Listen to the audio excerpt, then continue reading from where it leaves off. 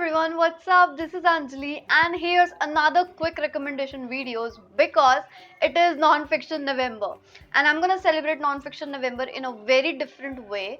I have a group which is Read Non-Fiction with Us. We are gonna do a lot of things in that group, but apart from that, a lot of valuable things are coming for you guys. So let's just begin the quick recommendations. The first book is The Millennial Playbook by Rafael Colazo. This book is a self help book and it talks about almost everything from habit building to relationships, from finance, career to your spiritual life. It has everything in the crisp format.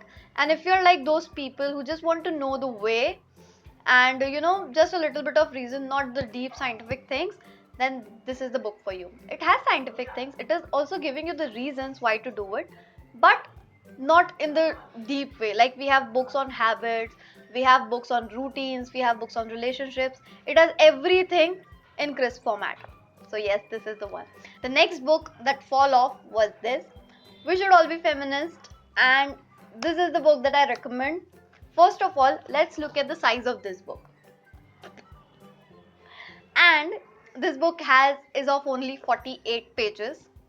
So you can read it even if you're a slow reader in like half an hour.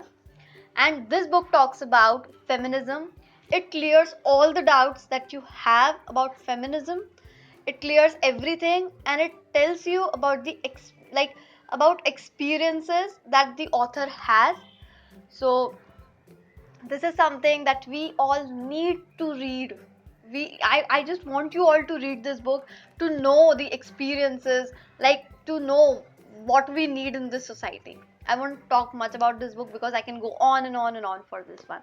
The next book we have is Five Questions of the Inquisitive Apes. Now this book, as from the title, five questions, it talks about five questions, five deep meaningful questions about life. But this book is not much philosophical, this book is more scientific scientific, sorry. Then the first question it answers is how we came to be, and in a very in a very different way it talks about it. And when I was reading this book, almost on almost every page there is a line that is underlined because there is some new information, there is something that I liked so much, and there's so much logic in this book. So that's why I recommend you to read this book if you're planning to read something different for non-fiction November. Next we have is this book which I have already recommended you in the previous video, You Can Beat Cancer. I cannot stop recommending this book after reading it. This book has cleared so many misconceptions of mine. But if you have not watched previous video, I'll tell you what's in it. It talks about how you can beat cancer and how your lifestyle is a major reason, and how you can cure it, how you can go for holistic healing to cure the cancer. And it also has recipes that you can make, healthy tasty recipes. It has recipes even of pasta and pizza, like healthy pasta and pizza.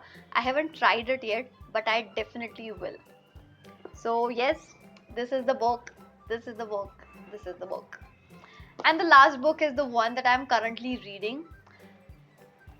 I was just four chapters in this book, and when I applied the things that I am reading, I started to see the changes. Honestly, I'm not lying here. So this is the book. This is a classic.